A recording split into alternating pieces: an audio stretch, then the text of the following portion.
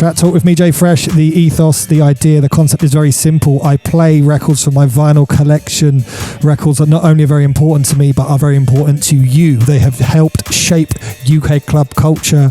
They are instrumental records. They're crucial records to scenes and developments and things like this. And there's always some very important people behind these records. This guy doesn't do interviews very often, so I'm very lucky and very happy and very blessed to have someone who occasionally can be a bit of an aggressive lone wolf.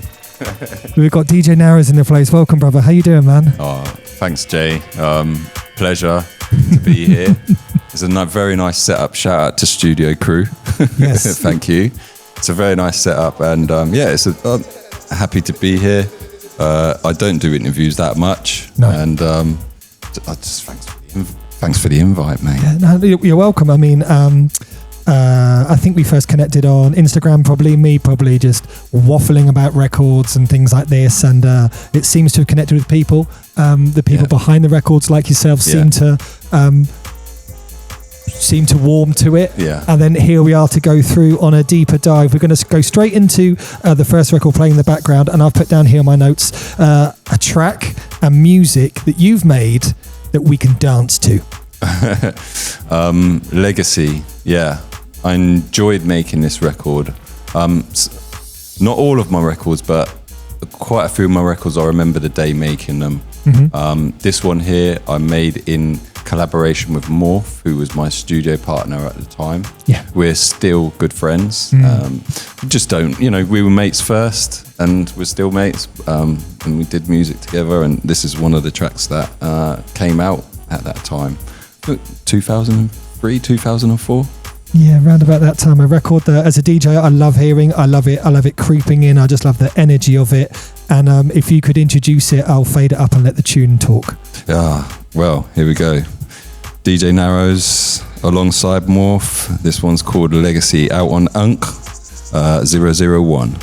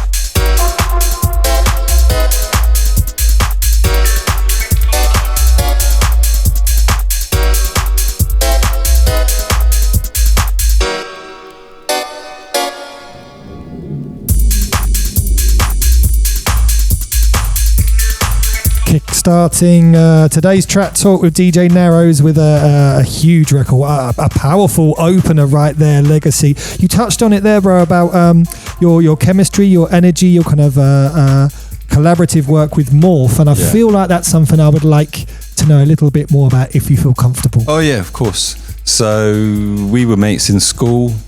He's a drum and bass DJ, and I used to go to his different shows and stuff like that. Nice.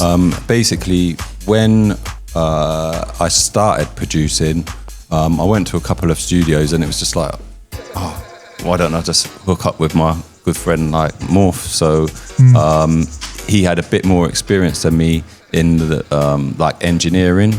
Yeah. So I could take my ideas to the studio, and basically he could like pump the sound, the kicks, and all of this stuff. So he had the more technical experience at that moment in time. So that's how the dynamic worked.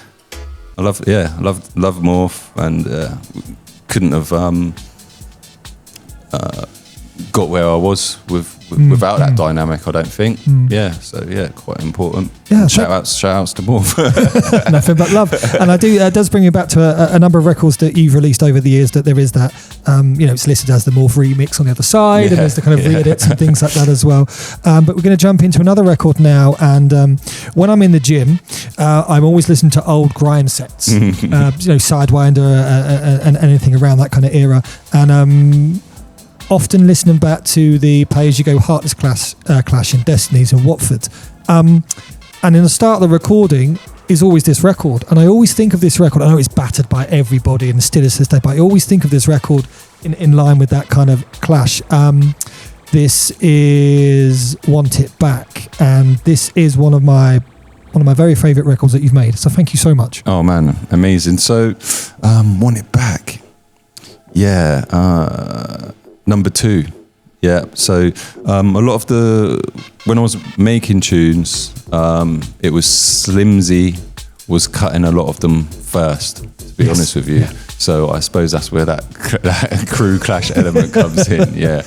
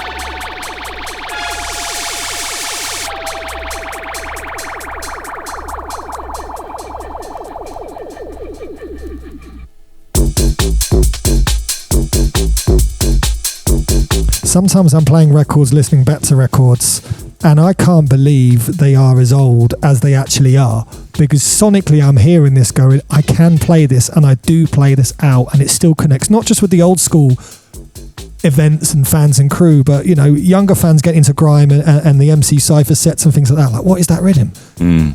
I mean, arguably I was a bit ahead of my time. Definitely. In like sonically, I suppose. I was when I look back, I was just doing what I was doing at the time. We didn't know what we were doing. We just going for it in a way, trying to break barriers, trying to push the sound. I suppose we were just at that cusp of changing from samplers like the Emu into plugins and, you know, the world that it can open up to you experimentally. I do consider myself an experimental artist, and I suppose it's comes out in this format that we call UK garage or 4/4 garage or bassline, whatever you want to call it. Yeah. What do you call it? Dark 4/4. Yeah, hashtag Dark 4/4. It's there. So when we were talking about the previous record, you mentioned the dubplate father, Slimzee, and now we are going into a pay-as-you-go tune that originally Champagne Dance is a full vocal tune. Yeah. And we come to the remix that really has kept precious little of that vocal. So your approach to remixing tracks that are full vocal records, how have you approached that, or how do you approach that when the opportunity comes up?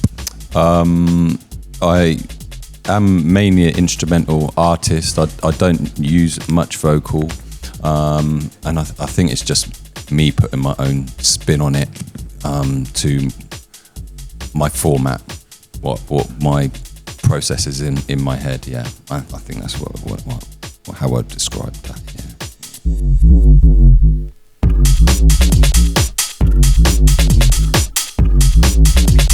Ladies, good.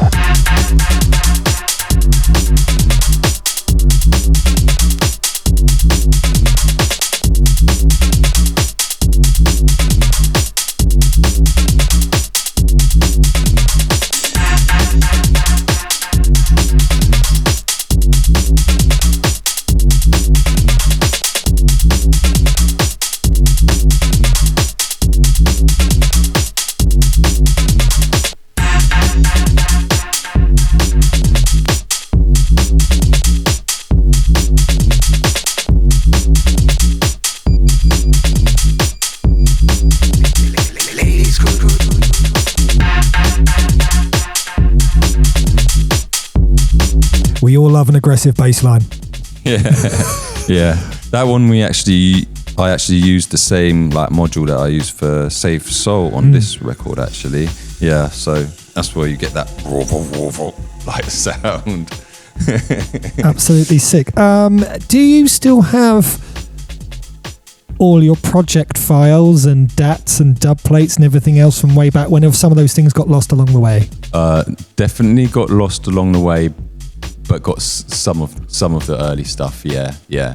If I go through my old like CDs and things that are just up in the loft, then I'll find them. Yeah.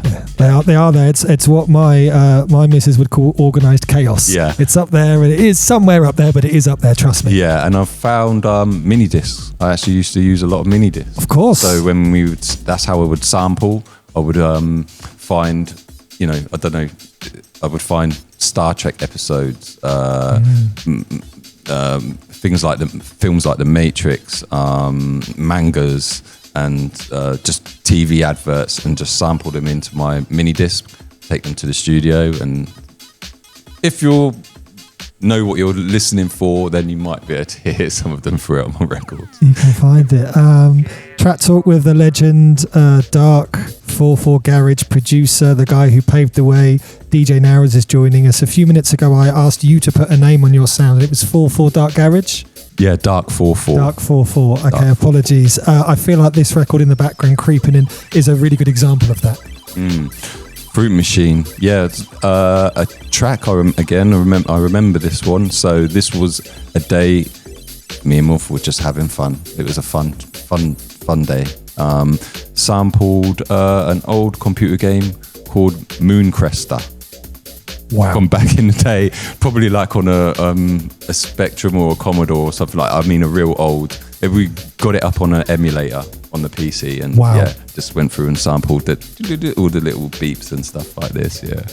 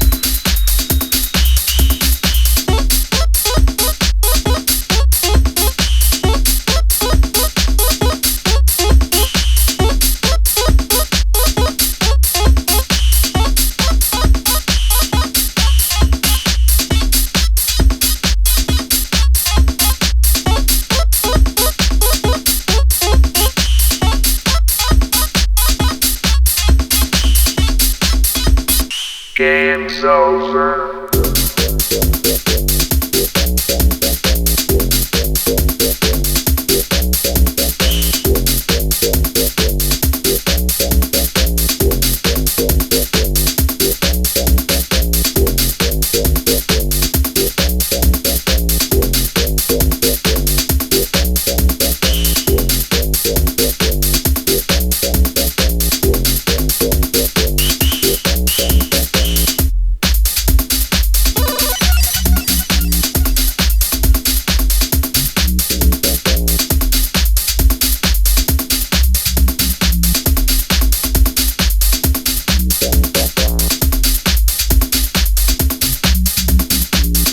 Producers having a distinctive sound, a distinctive feeling you get from their records is something that I think is really important to me.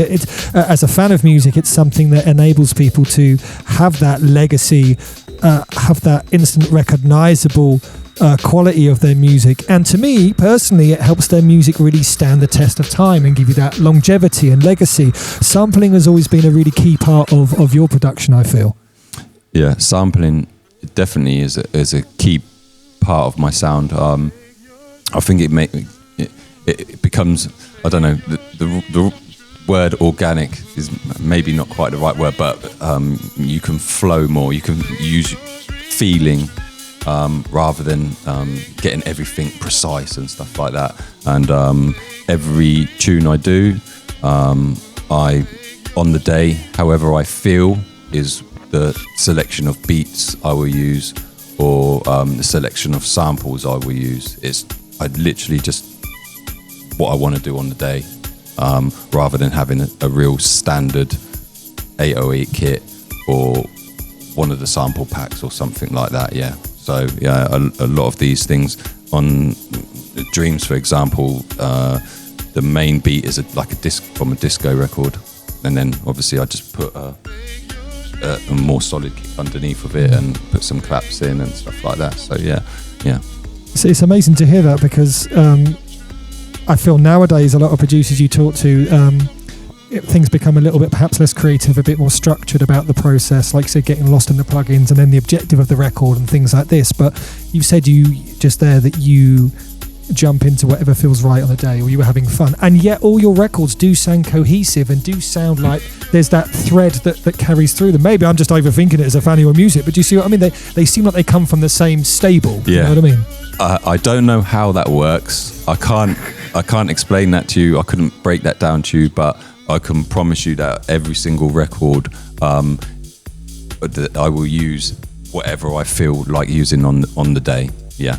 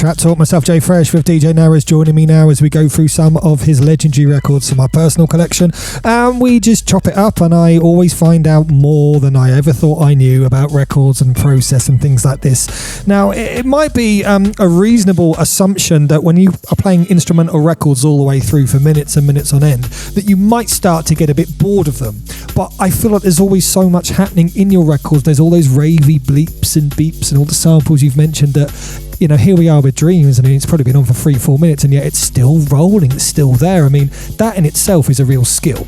So a slight insight would be I grew up listening to drum and bass, and obviously those are primarily dark rollers, and the format comes from learning from the veterans of that scene. I don't often give away my little pieces of my character like that, but yeah, today, hey. No, well, we're honoured and we really appreciate your time and your insight, and the stories, they're just gold. This particular record, in terms of the records we've played so far, Kick Down Your Door was a little bit later on. It was a couple of years afterwards, wasn't it? And you know, with the sound and with your career, what kind of changes or shifts were happening to you at the time? Because this wasn't 2001. This was now later on, wasn't it? Maybe 2005, 2006. Maybe we're in that sort of like zone now. There was an artist called Casper, yeah, who basically over the years has blown up in the dubstep scene.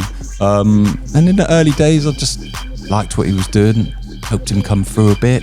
And when he got a label, this is one of the records I produced for him.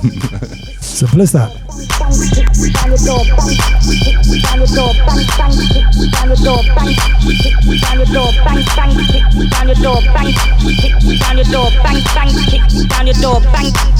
Down your door, bang, bang, kick down your door, bang, kick down your door, bang, bang, kick down your door, bang, kick down your door, bang, bang, kick down your door, bang, kick down your door, bang, bang, kick down down your door, bang, kick down your door, bang, bang, kick down your door, bang, kick down your door, bang, bang, kick down your door, bang, kick down your door, bang, bang, kick down your door, bang, kick down your door, bang, bang, kick down your door, bang, kick down your door, bang, bang, kick down your door, bang, kick down your door, bang, bang, kick down your door, bang, kick down your door, bang, bang, kick down your door, bang, kick down your door, bang, bang, kick down your door, bang, kick down your door, bang, bang, kick down your door, bang, kick down your door, bang, bang, kick down your door,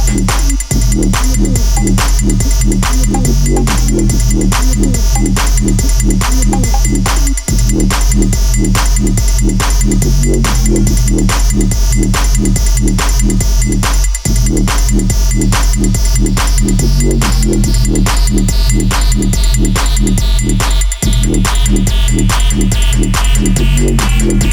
kick down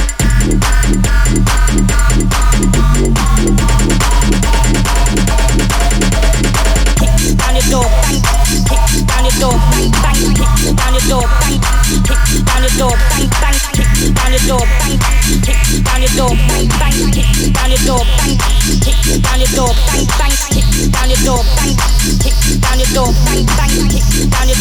door, bang, bang, kick down your door, bang, kick down your door, bang, bang, kick down your door, kick down your door.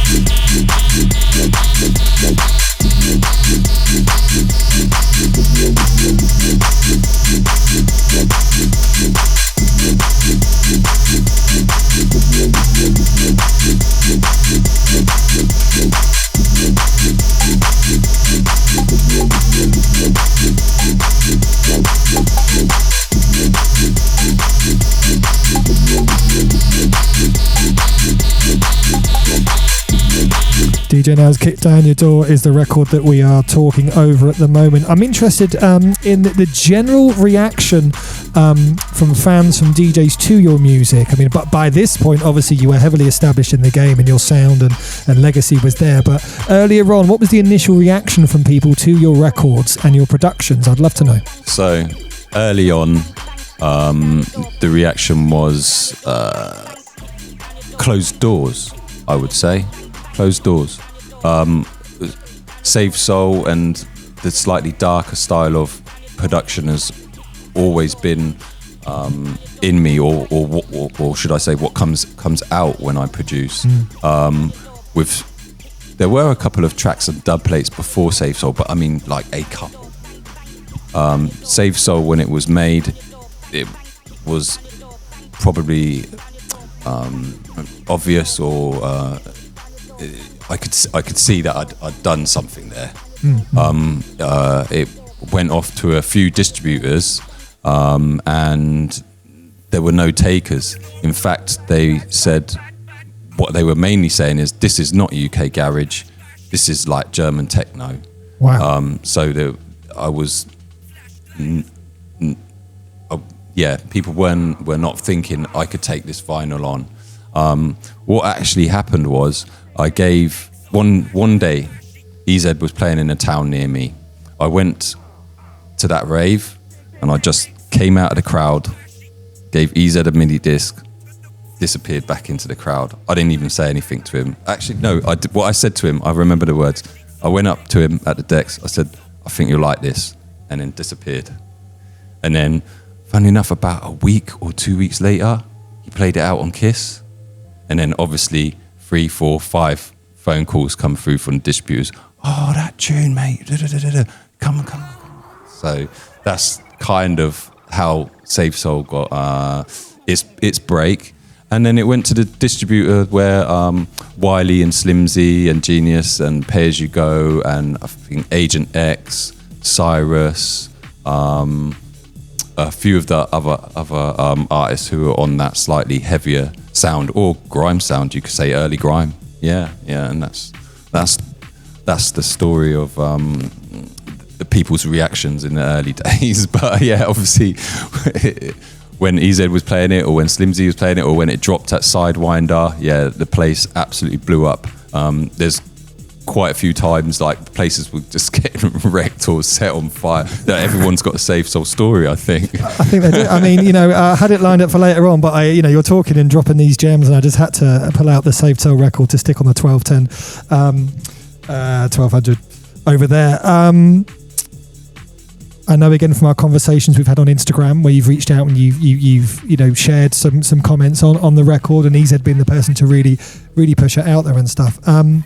How many alterations did you make? Because didn't Zed have that initial mini disc, that kind of first sketch, and then were there any changes made thereafter, or was that the version? Yeah, that's true. So it wasn't finished when I gave it to him, and he said, "Narrows, if you're out there, finish this." And then I just polished it a little bit more, and it went out. I think the very first cut, just before the drop, it had like a skip, if that's what you're referring to. So there wasn't like multiple, there wasn't 2 versions of it. There was like, I suppose you could say the sketch, which was heard on the radio first, and then the very first cut had a skip. And then, what did I do? Now, yeah, you're making me remember. So actually, the first press had a different version of Burning Up on the A side, actually. So yeah, maybe you are right. Yeah. So the second press had a Burning Up was a bit more polished and better. These are my first tracks at the end of the day, so I had to take feedback and do better, I suppose. I think you are incredibly humble the way you talk about your records, and like you said, I'll just do better, and I just doodled around and played with something, and records that resonate with people, fans old and new. This is well over 20 years old now. I was only like between the ages of 19 and 20. We were young. Wow. And as this has such a lovely long intro, we can keep asking you questions on it. UK garage, grime, that music that we know and love. Of course, bootlegs were everywhere in different ways, shapes and forms. Obviously, I think the Slimzee Genius 8-bar baby dub that kind of had this, and then there were loads of mega mixes and mashups using lots of producers' records. This record in particular in the drop seemed to be, there was a period as a DJ where every time I go into a shop or go online, because the online part of shops had just started to come through, it seemed like this was bootlegged everywhere. Your record, how did you feel? Were you excited about that? Were you happy that your work was being loved, or was a bit of it, even at your young age, going, this doesn't sit that well with me? I think initially I probably wasn't happy, and I had people that could sort things out for me, so that's how I would answer that question. I look back on it obviously as more of a tribute thing. But I suppose at the time I didn't feel it was a respect thing. And the harsh reality as well is that how much education out there at the time about copyrights and ownership, and there is the financial benefit of records that are popular and things like that. So I think you're only right to protect your assets. I benefited from some of the bootlegs. If it wasn't for the music, I don't know what we'd do. The music stepped in and saved my life.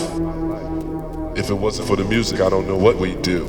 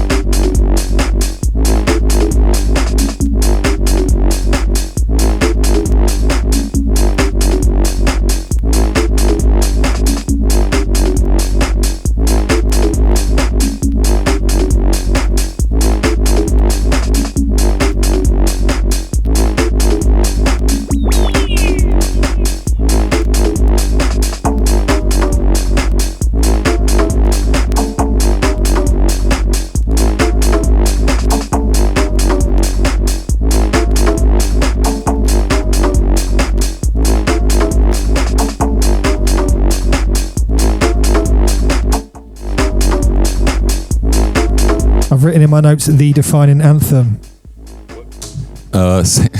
Save Soul, yeah. It's the defining anthem. I mean, what more can we layer on top of a record that means so much to so many people? Even now, so many years later, you know, clips of this online, DJs are still playing. I'm still playing at the clubs. I know you are as well, of course, when you're out doing your gigs. Yeah. People are hearing this for the first time or getting those Sidewinder memories that Antonio in the studio is like, oh, I always remember Major A spitting over this. And it's just, you did do a 25th anniversary green vinyl press, didn't you? I did. We sold out of that, and that was you can find the digital version on my Bandcamp. All my early stuff, people often ask me, but all my early records and vinyls are not available on Apple or Spotify. It's partly down to me, but partly also down to control. I'd never really wanted, you know, I own all my old stuff. I never really wanted that middleman distributing my stuff for like £1, and I end up getting like 50p, 40p for it or something like that. It didn't sit with me right. And if you've got the vinyl, then yeah, you've got the vinyls. I don't know what to say, really. Yeah, I think there's great insight there, because we did an episode recently with Dirty Danger, Rough Squad. He's repressed their Together EP and switched some records around, and he was selling it for a price that he felt was accurate of the legacy and the importance. And, you know, we had a very similar comment, just like here, Narrows, about art is your art. If you want to protect that thing, you don't want this flinging out on certain platforms for 0.00 fraction of a dollar. No, and I think that really goes against that, which I think is a beautiful thing. I'm not like big enough artist to get thousands, tens of thousands of streams and plays and stuff like that. So it's I didn't feel worth it. I don't know, maybe I could get those numbers, but it didn't feel worth it to me to. It's left there. It's on vinyl. If you've got it, if you can rip it and whatever. But yeah, that's what sits to you now. This record in particular, I did see you clocking the sticker when I put this record on the 1210. So this is a record that I'll always remember. This Heartless Crew, the legendary crew.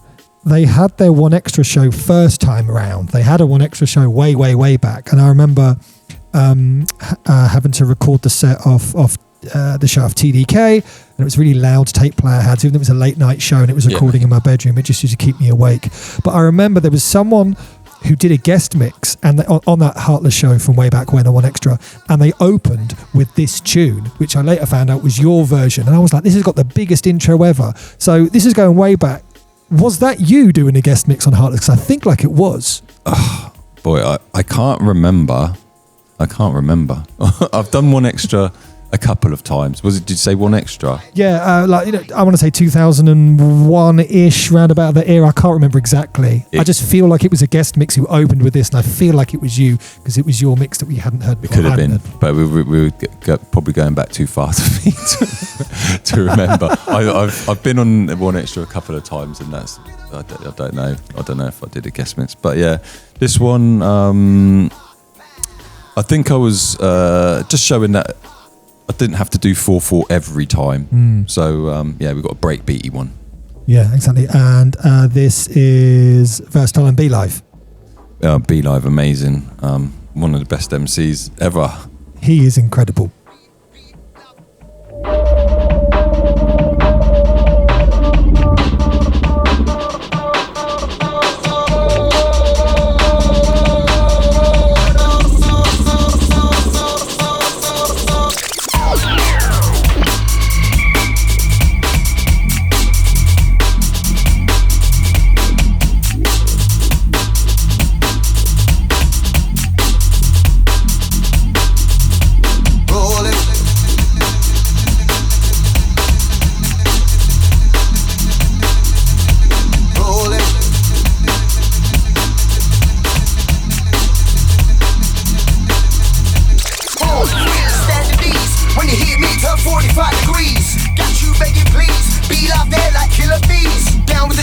trap, I'm hot. Pop, pop, pop, pop, pop. E-Live coming to do, I'm like, what up? Pop, pop, pop, pop, pop. I feel the fight to pop, pop the rock. Pop, pop, pop, pop, pop. Pow. Rolling.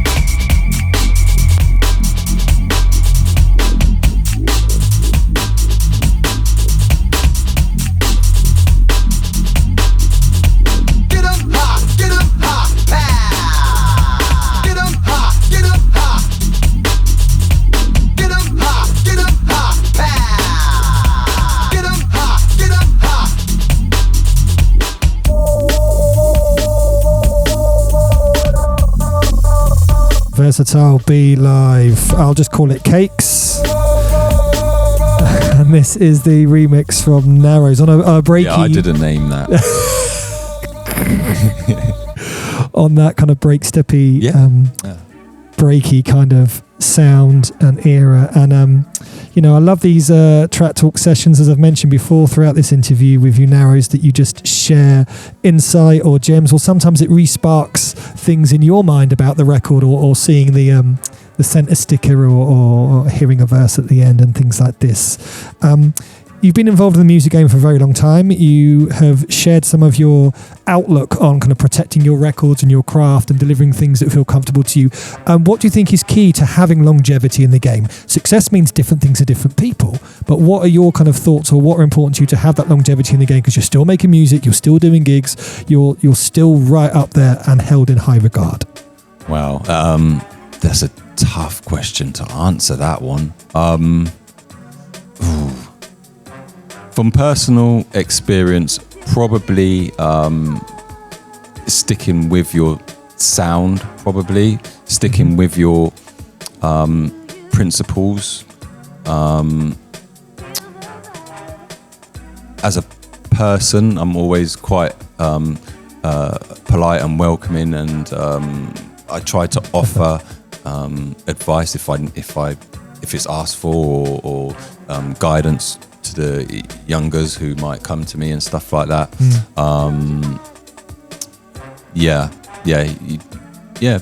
Being a good guy, I suppose. Yeah. Definitely. I mean, you know, there's a lot to be said for being professional, being warm and welcoming. I mean, we've connected. This is the first time we've met in person and spoken, like, you know, face to face. And you've always been so warm and welcoming and supportive. Just, you know, chatting online, which I guess is obviously is the new way of us connecting. When we used to do it at, you know, record shops and things like this, because you know, time moves on, and unfortunately time moves on with Track Talk as well, which means we've got time for one more record. It's another remix of yours, Corrupted Crew, and someone with a very legendary voice, MC Neat. This is Garage. I think I've spelled that correctly.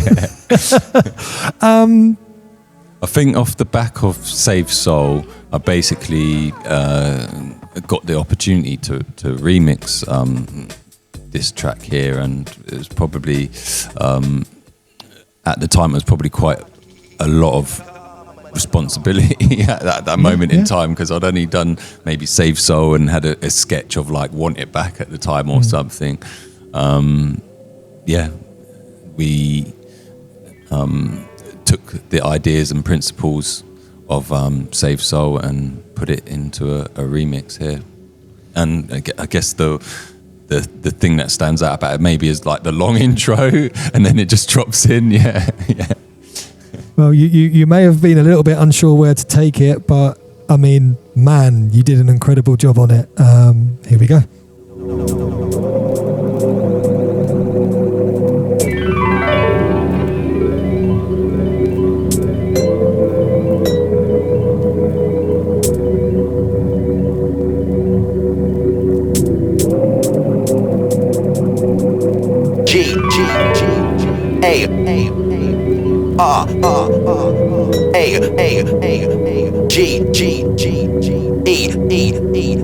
Just can't hold back the garage out.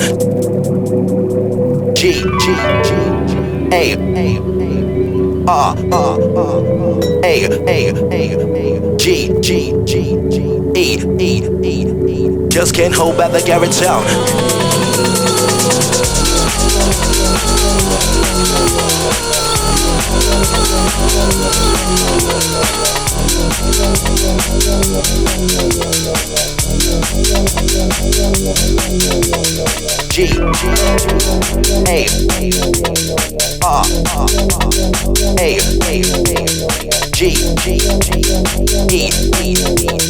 Just can't hold back the garage out.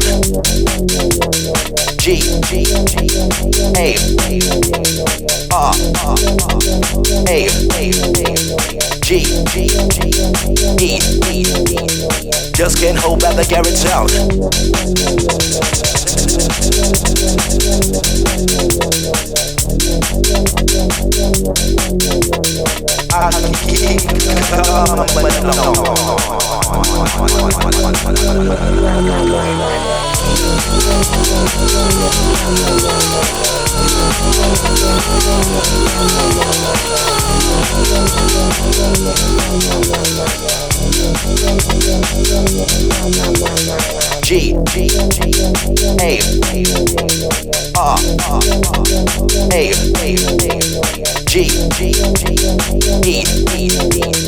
Just can't hold back the garage out.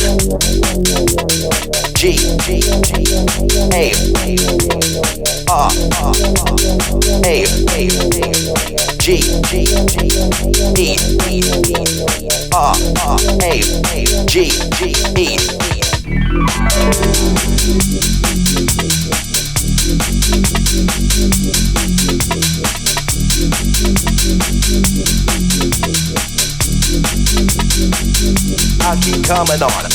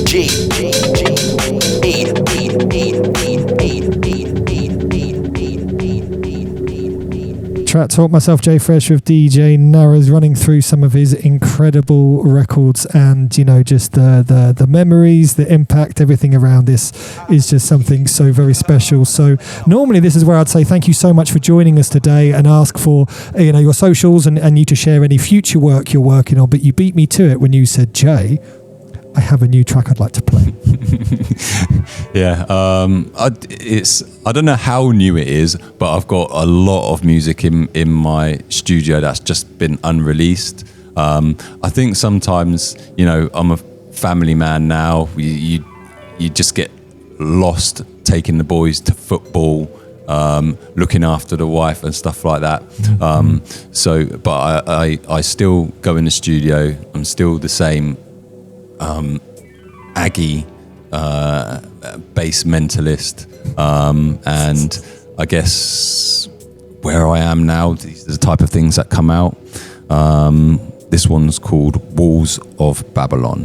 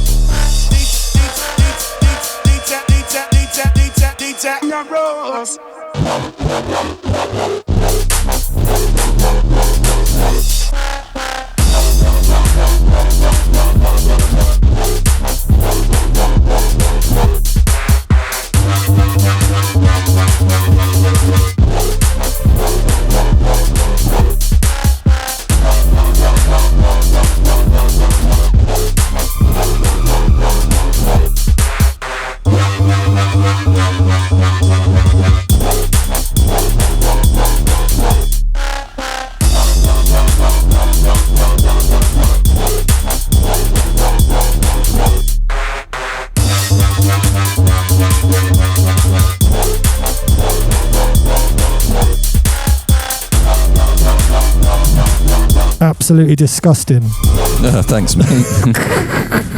Brand new DJ Narrows, hot off the press. This is called Walls of Babylon. And is it going to get a vinyl press? Possibly a dub plate. Yeah, I'll look into it. Yeah.